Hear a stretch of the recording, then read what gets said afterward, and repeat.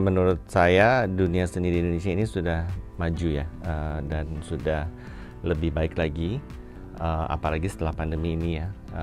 Antusias atau animo pencinta seni maupun kolektor tuh lagi marak.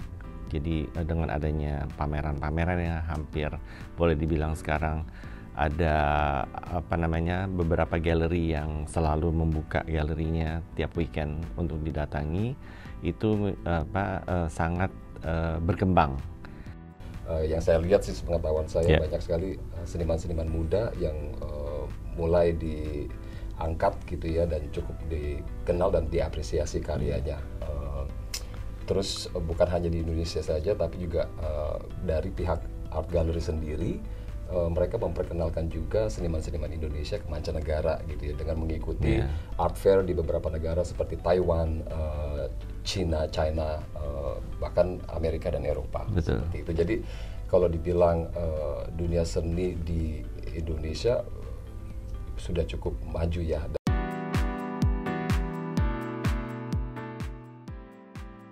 Oke, sebenarnya saya waktu itu gitu ya, karena saya punya bisnis furniture, dan ketika melihat, sebenarnya Pak Yudi mengajak saya gitu ya ke salah satu pameran, dan saya berpikir, oh ini bisa dilakukan sesuatu gitu ya antara furniture dengan art gitu. Tapi saat itu sepertinya ada bumbu yang kurang dan saya belum tahu jawabannya gitu. Sampai akhirnya ada ide, ada konsep di 2019 akhir, dan di 2020 terjadilah pandemi gitu. Jadi konsep dan ide itu seperti terkubur gitu ya.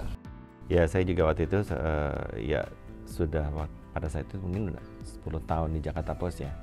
Jadi saya merasa kok rasanya ada something missing in my life. Jadi saya lagi tuh mungkin ngobrol-ngobrol dengan Aris. Gimana ya, saya pengen sesuatu lagi yang lebih challenging dan inspiring at the same time. Lalu ya Aris kebetulan mengusulkan mungkin kenapa nggak melakukan project yang sudah direncanakan oleh mereka, tapi memang masih belum sempurna lah ya itunya, planningnya. Jadi saya bilang ayo deh kita kerjain yuk gitu loh, karena memang saya pengen kembali ke dunia art. Yudi sendiri kan memang sudah berkecimpung di dunia seni cukup lama ya, baik sebagai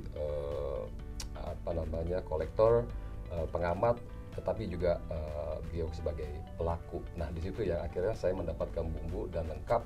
Akhirnya kita membuka atau mendirikan Murai Art Projects seperti itu. Itu di 2021 ya. Dan prosesnya bisa dibilang cukup smooth sih. Kami melihat bahwa dalam terjun ke dalam dunia seni, kalau hanya cuman memamerkan pameran dari barang-barang seni yang sudah diciptakan oleh artis-artis, kayaknya udah banyak pemainnya. Jadi kami harus mencari celah di mana kami juga bisa membantu perkembangan seni di Indonesia. Contoh, mungkin kita bisa kerjasama dengan arsitek, ya kan, menciptakan suatu kursi yang benar-benar boleh dibilang kalau fashion design namanya haute couture. Kalau ya itu tadi intinya sih kita melihat ada peluang ya, dan juga ini sebagai pembeda antara Murai Art Projects dengan art gallery, karena art gallery sudah pasti memajang karya daripada seniman. Gitu ya. Kalau kami menunjuk seniman dan ilmu disiplin lain yang kita tunjuk juga untuk menciptakan sesuatu.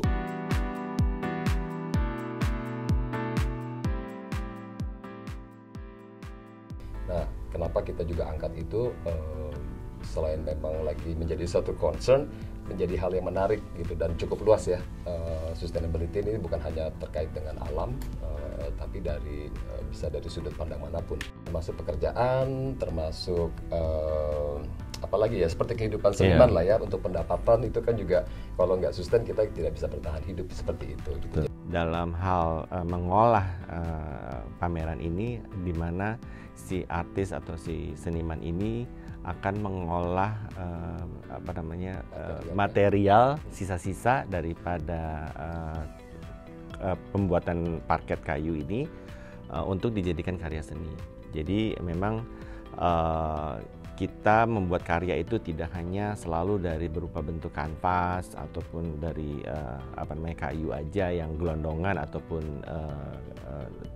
metal, tapi juga bisa dibuat dari recycle products. Jadi itu yang ataupun sampah-sampah ya. Sekarang kan lagi marak sekali tuh mengenai penggunaan sampah-sampah. Jadi itu yang kita pengen angkat supaya ada cara-cara baru atau pemikiran baru atau kreativitas yang baru yang bisa disampaikan kepada masyarakat.